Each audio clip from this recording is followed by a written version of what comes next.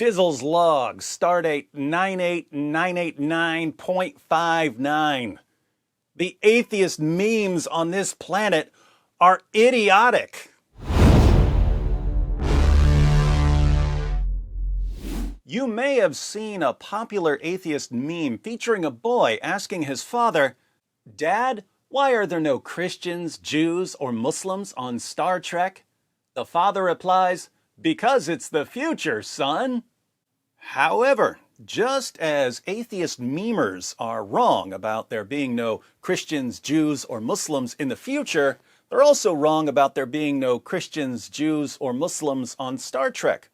And if atheists are wrong about something as uncomplicated as Star Trek, what else are they wrong about?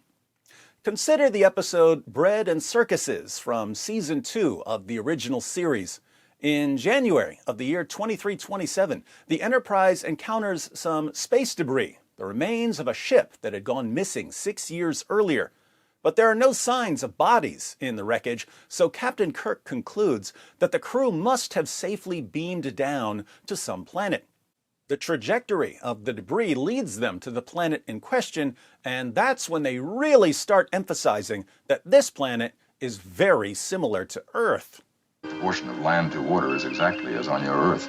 Density 5.5, diameter 7917 at the equator, atmosphere 78% nitrogen, 21% oxygen. Again, exactly like Earth.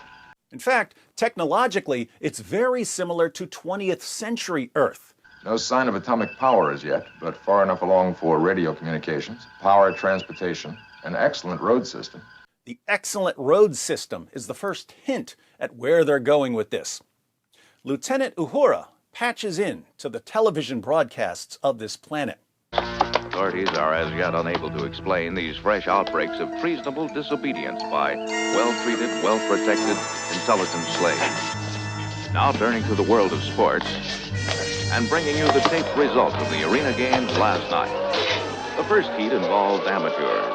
They're petty thieves from city prison, conducted, however, with traditional weapons that provided some amusement. For a few moments.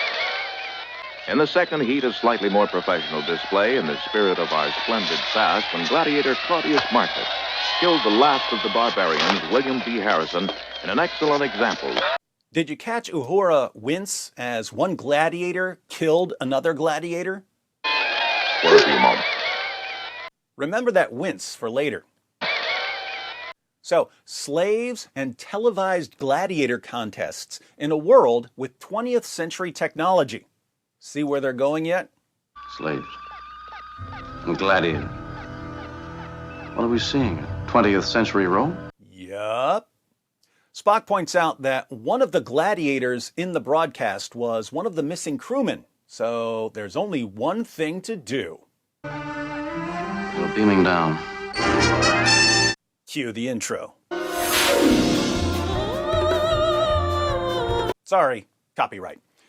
Kirk, Spock, and McCoy beam down outside of a large city so as not to attract attention, but they're captured almost instantly by a gang of thugs in gray sweatsuits with hunting rifles. Spock keeps pointing out the Earth parallels. What do you call those? I call them ears. Trying to be funny. Never. Colloquial 20th century English. An amazing parallel. The main thug wants to kill them, but he knows that their leader, Septimus, doesn't approve of violence. So he takes the away team to Septimus. Turns out that the gang of thugs is actually a cult of sun worshippers. Keep always in your mind, Flavius, that our way is peace. For which we are grateful. For we're men of peace ourselves. Are you children of the sun? Members of the cult are worried at first because they think that Kirk, Spock, and McCoy are Roman soldiers sent to capture them. The away team realizes that the cult is made up of escaped slaves and gladiators. The cult is officially non-violent, but the ex-gladiators are so used to killing that they have a bit of trouble not reacting violently. Kirk puts it all together. Very much like Earth. An amazing example of Hodgkin's law of parallel planet development. But on this Earth, Rome never fell. A world ruled by emperors who can trace their line back 2,000 years to to their own Julius and Augustus Caesars. So, in this world, the Roman Empire never fell. It continued on until the 20th century. That's why they have televised gladiator games. The away team is still looking for survivors from the other ship, so Kirk asks Septimus if he's heard of anyone arriving from other worlds. Perhaps you've heard, let's say, an impossible story, or a rumor, of men who came from the sky, or from other worlds. There are no other worlds. The stars. Lights shining through from heaven. It is where the sun is. The cult eventually decides to help the away team by leading them into the city to look for survivors. Flavius will guide you. We will provide you with suitable clothing. I caution you, take great care. The police are everywhere. May the blessings of the sun be upon you. The big guy, the one who first captured them, is actually a runaway gladiator champion named Flavius Maximus. As Flavius is leading them towards the city, they're caught by Roman soldiers who are thrilled that they've captured the mighty Flavius Maximus. They're taken to jail, where Kirk learns a bit more about the cult of sun worshippers. When the slaves began to worship the sun, they became discontent again. When did all this happen? Long ago. Perhaps as long ago as the beginning of the empire. The message of the sun, that all men are brothers, was kept from us. Perhaps I'm a fool to believe it. You go on believing it, Flavius. All men are brothers. Flavius is soon sent back to the gladiator ring, which is in a television studio, but he tells the guards that he won't fight. Your friends are waiting for you. You've already been matched for the morning games. Come. I will not fight.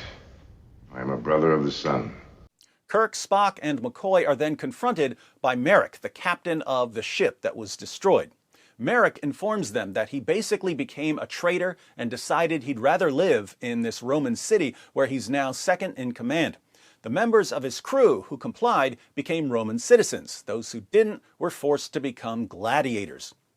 Merrick and the proconsul Claudius Marcus order Kirk to beam down the entire crew of the Enterprise so that they too can decide either to integrate into Roman society or to die on television. If Kirk refuses, Spock and McCoy will have to become gladiators. Kirk refuses, so Spock and McCoy are sent to the ring. One of the gladiators they're supposed to face is Flavius. Flavius squares off with McCoy, but he's barely going through the motions.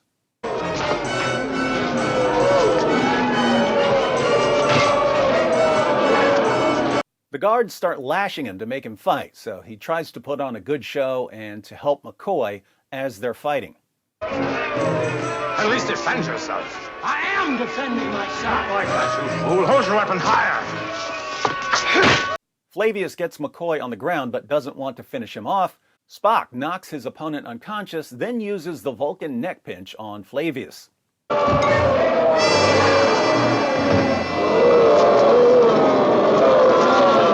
Everyone is enraged that they didn't get to see any killing. The proconsul sends Spock and McCoy back to their cell. After realizing that Kirk isn't going to order his crew to beam down to the planet, the proconsul decides to execute Kirk the next day. But just before Kirk is executed, Flavius lays down his life to protect him. Brothers! If you want death, fight me!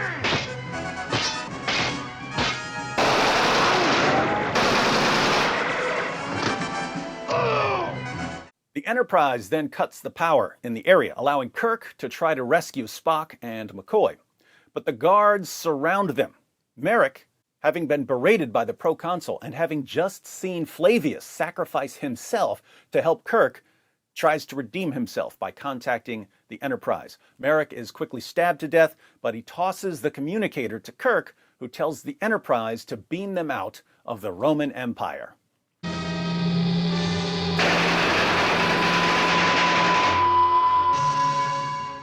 Now here's where things get awesome. Back on the Enterprise, McCoy mentions how much he liked Flavius. Captain, I see on your report Flavius was killed. I am sorry. I like that huge sun worship.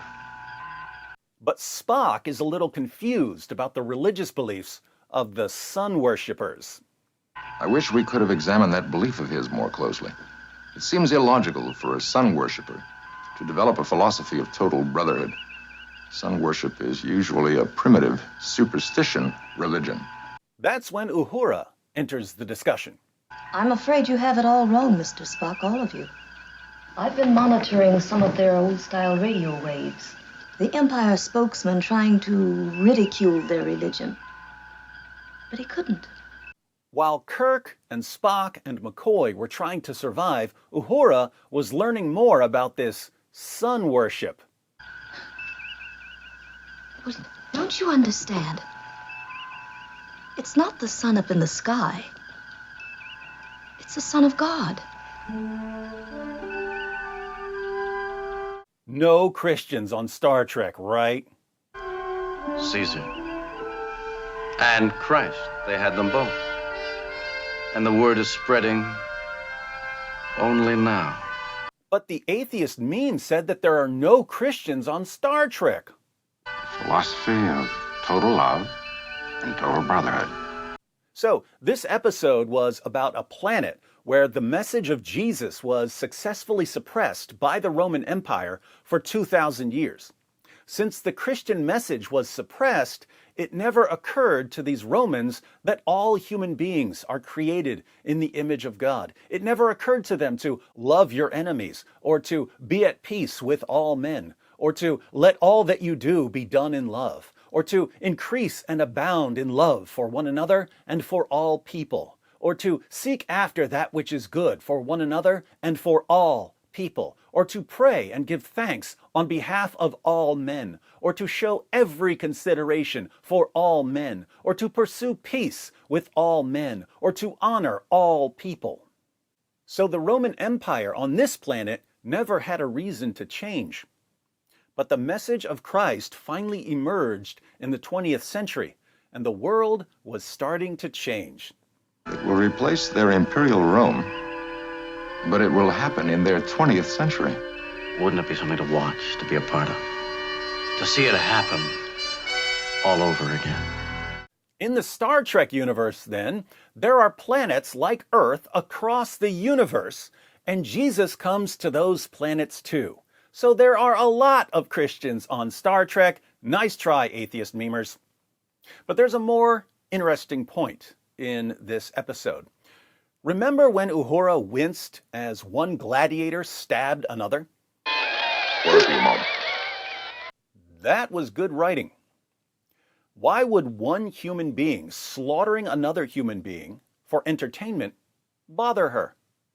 She's a seasoned Starfleet officer. Why would that bother her? Here's where a Dawkins fan will jump in and say, because people just know that it's wrong to kill other people like this. We just know it. We seek the good of other people by nature. We just do. Really? Because back in the 1st century, and the 2nd century, and the 3rd century, the favorite form of entertainment among the Romans was the gladiatorial games. The crowd would cheer with glee as slaves and prisoners were forced to hack each other to pieces. One of the most beloved spectacles was starving a large animal like a bear and then having it kill and eat people, and then cutting open the bear to see the undigested body parts of the humans it had eaten during the games. How did people react to that 2,000 years ago? With rapturous cheers of delight. If we're all just naturally horrified at the thought of such grotesque violence, why was this the favorite form of entertainment for an entire population? And if that was the favorite form of entertainment for an entire population, why was it eventually abolished? We know exactly why.